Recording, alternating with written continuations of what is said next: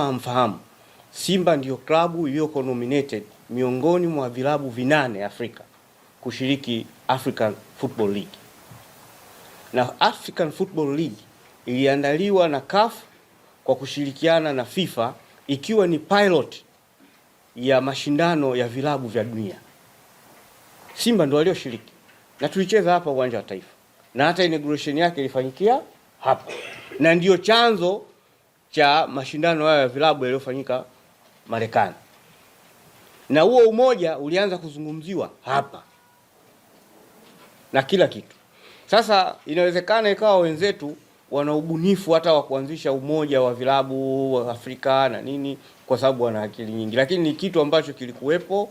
Walifuata sample ya UEFA, wakasema na Afrika wawe nayo, na Amerika wameanza, na mabara mengine. Kwa hiyo ni kitu ambacho sio lazima, kwa sababu kila mtu anao uhuru wa kujiamulia nini anachotaka. Tutaangalia kama alivyosema mwenyekiti, tukiona kwamba kuna benefits ambazo tunaweza kuzipata. Maana nilisikia waandishi wanasema unajua, baada ya kuingia mwenyekiti huyu ndio vilabu vimeanza kupewa fedha kwa ajili.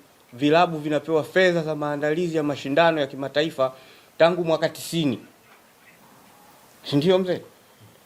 Miaka yote wanatoa kile kinachopatikana kama royalty, wanagawa kwa vilabu vyote vilivyoshiriki.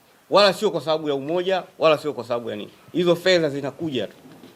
Ukishiriki mashindano ukaingia kwenye group stage, unapewa fedha kiwango fulani. Ukienda quarter final kiwango fulani, ukienda semi final. Imekuwepo hiyo miaka yote. Na ushiriki huo wa Tanzania kwenye hizo bodi za kimataifa wamekuwepo tangu kina Mzerage, kina Tandau, kina Tenga, wameshiriki kwenye kamati nyingi za FIFA, kamati nyingi za CAF. Wala si jambo jipya, wala limeanza leo.